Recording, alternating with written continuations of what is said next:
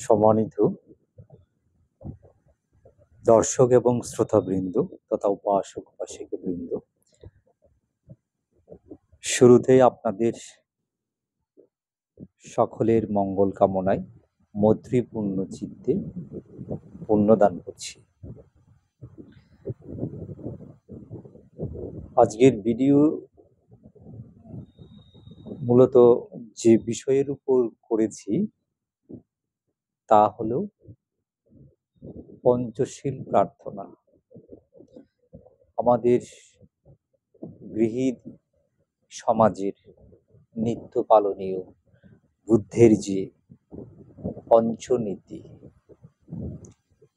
যাকে আমরা পঞ্চশীল বলে জানি, এই পঞ্চশীল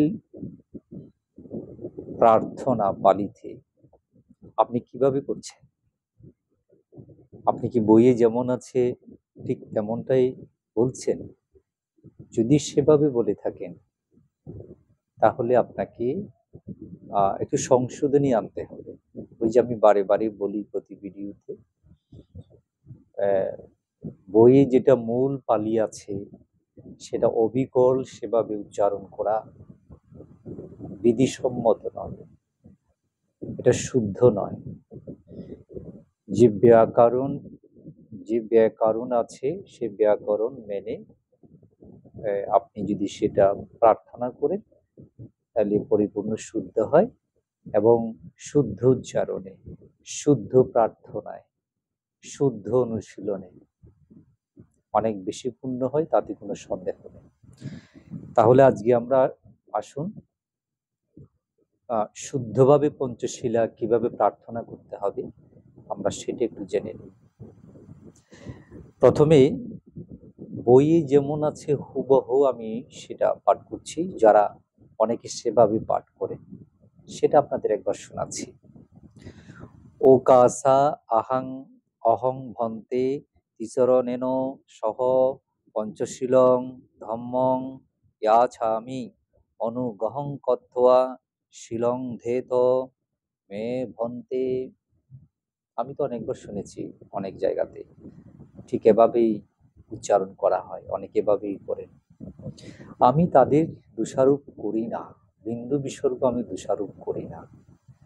শেখার আগ্রহ আছে, হাতের কাছে বই আছে, পড়তে পারেন, যেমন আছে তেমন শিখছেন। এই পালি শিক্ষা বিষয়ে পালি উচ্চারণের ক্ষেত্রে কিছু বিশেষ আলাদা ভাবে কিছু নিয়ম কানুন আছে, কিছু ব্যাকরণ আছে। এটা কি খুব বেশি আমরাও বলেছি? আমরা খুব বেশি এটার উপর গুরুত্ব দিয়েছি বলে মনে হয় না। তো সেই কারণে এই বিষয়গুলো আমরা এখন একটু বেশি বেশি বলার চেষ্টা করছি যে আপনি যে শিখছেন, শেখার আগ্রহ আপনার, আপনার বই থেকে যে শেখার আপনার আগ্রহ, আপনি নিজের মতো করে শিখছেন, এটাকে কিন্তু স্বাগত জানাই। তার সাথে আপনার যে শেখার ক্ষেত্রে যে বিষয়গুলো লক্ষ্য রাখতে হবে সেই বিষয়গুলো মূলত আপনাকে একটু জানিয়ে দেওয়ার চেষ্টা করছি, এর চেয়ে বেশি কিছু না। কিন্তু আপনার যে শেখার আগ্রহ, আপনাদের যে জানার ইচ্ছা, পড়ার ইচ্ছা, এটাকে কিন্তু আমরা বরাবরই অ্যাপ্রিসিয়েট করি, প্রশংসা করি। সেটা যাতে আরো ফলপ্রসূ হয়, আমার এই ক্ষুদ্র প্রয়াস। এবার দেখুন আপনি এখন এর সাথে কি সংশোধনীটা আনবেন, কি যোগ করবেন। ওই যে বললাম ভিক্ষু বন্ধনে বলেছিলাম ও কাশও হবে না, অ আকার অকার, ও কাসা, অহং হবে না, আহাং, আহাং, ভন্তে নয় ভান্তে, ও কাসা আহাং ভান্তে, তিসরো নেনো, ওখানে অকার যোগ করলে তিসারা নেনা, তিসারা নেনা। মনে রাখবেন, অনেককে বলতে শোনা যায়, কি শোনা যায়, সিসারা নেনা। না, সিসারা নেনা বলতে কোনো শব্দ থাকতেই পারে না। আবার অনেকে ত্রিসারা নেনা পঞ্চশীলা পালিতে প্রার্থনার সময় ওই শব্দটাতে এসে ত্রিসারা নেনা বলে ফেলেন। ত্রি তো তখনই হবে, ত্রি থেকে ত্রি তখনই হবে যখন এটা বাংলা। তিসারা নেনা ত্রিস্বরণ, সে কারণে এটা তিসারা নেনা হবে। তিসারা নেনা, তিসারা নেনা, তিসারা নেনা। ও কাসা আহাং ভান্তে তিসারা নেনা সাহা, তিসারা নেনা সাহা, সাহা সহ। পঞ্চশীলং হবে না, অ আকার, অ আকার গ্রহণ করুন।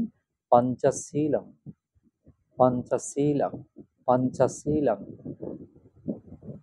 ধাম্মাং, ধাম্মাং ইয়াছামি, ইয়াছামি। বইয়ে পাবেন যাছামি। অন্তস্থ জ, পালিতে উচ্চারণের সময় অন্তস্থ অ, তারপরে সাথে অকার। ইয়া রা লা ওয়া, ইয়া রা লা ওয়া, পালি ব্যঞ্জন বর্ণ।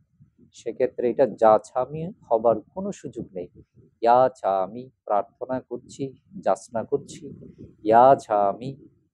আনুগাহাং কাত্তোয়া, আনুগাঙ্গাত্তোয়া কিন্তু কিছুতেই হবে না।